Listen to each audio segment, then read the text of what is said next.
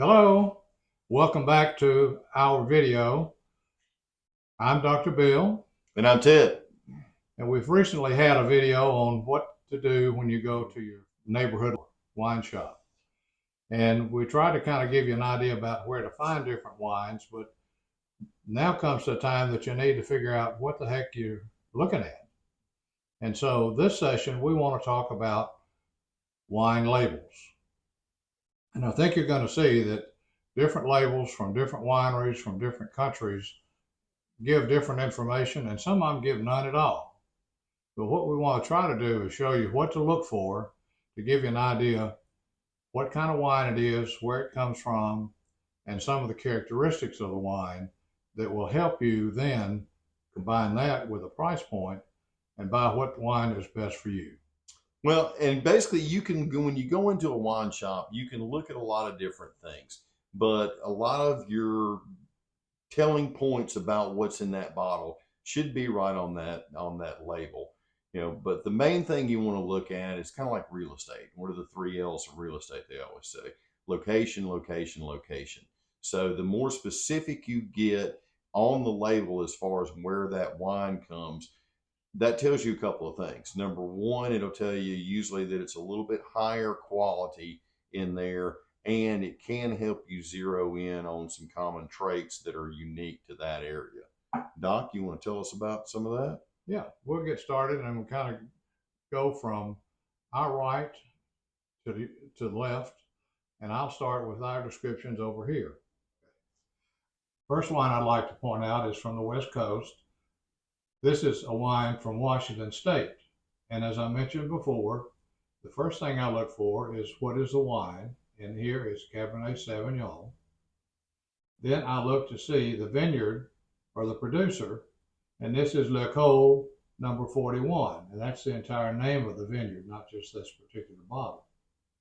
And then I look to see where did this come from in Walla Walla, Washington, and it came from the Ferguson Valley. So that gives me a lot of information, and as well it came from the 2018 vineyard.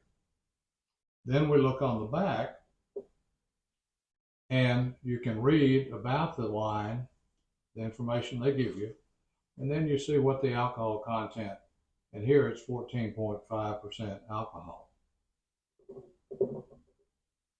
The next wine is from the West Coast. This is from Napa Valley. And once again, we're going through the same process. This is Cabernet Sauvignon. The producer is the Farniente Vineyards. We then look to see where it's from. It's from Napa Valley. It's 2018. Then once again, we look in the back of the bottle. The next wine is from South America, and this comes from Argentina.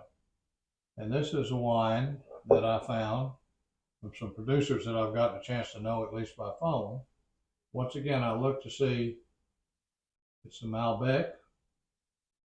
The vineyard is the Alvarez Mitazuí Vineyards, and that's a combination of the last name of the owners, the male and female.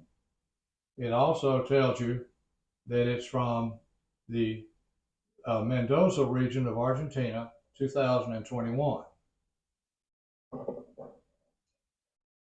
And looking at this, it gives you the information about the wine, and it also says this is 14.5% alcohol. Ted, you want to talk about this wine from Portugal? Sure. This is where we start getting into a little bit of, some of your European labels. This is actually a Portuguese white wine. It's an Albarino. So it doesn't, sometimes on the European labels, they get a little bit vague, but that's kind of where you have to depend on the expertise of, either your local wine clerk or, your wine steward or sommelier in your restaurant and everything. But Albarino is not something we see a lot over here in the States as far as domestically, but a great little white wine alternative.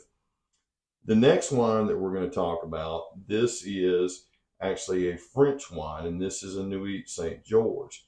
And so this is a Premier Cru. You see the one ear Cru on there, and that is what you would consider kind of a step above, mid grade, French, wine.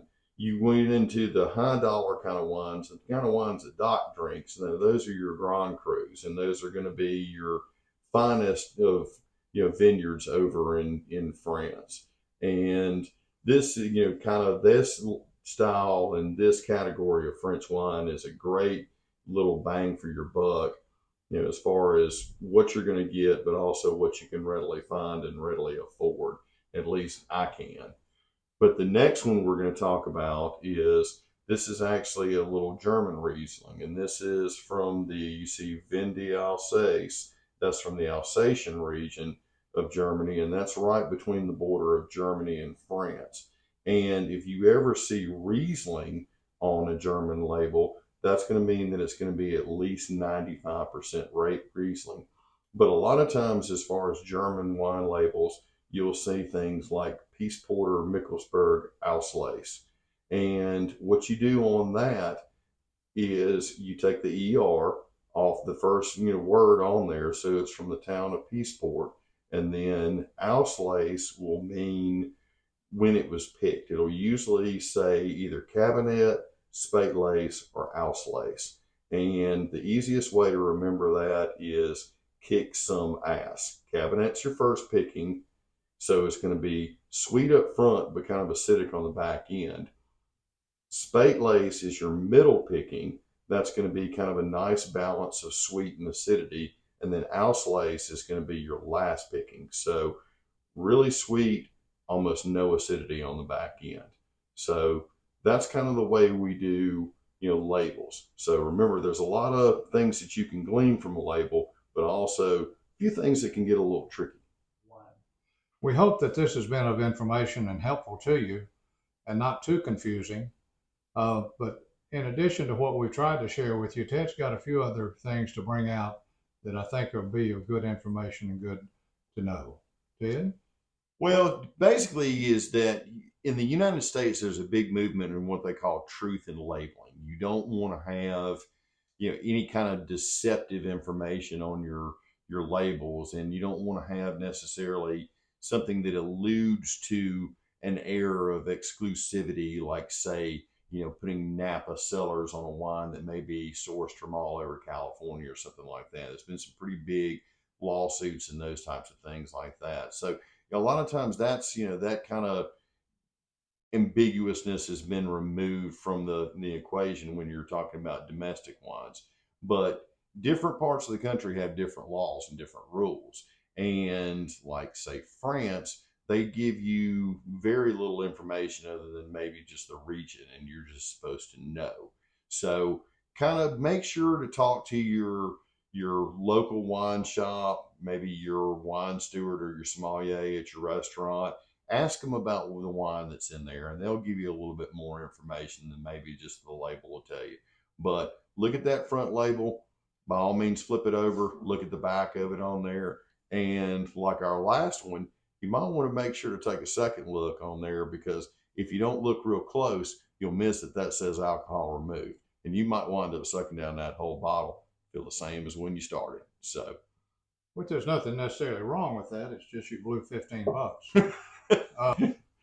But one little caveat to the French labeling: if it does have a lot of information, particularly the village from which it comes and specifically the vineyard, generally you're going to see a hefty price tag, because that does indicate significant improvement in quality.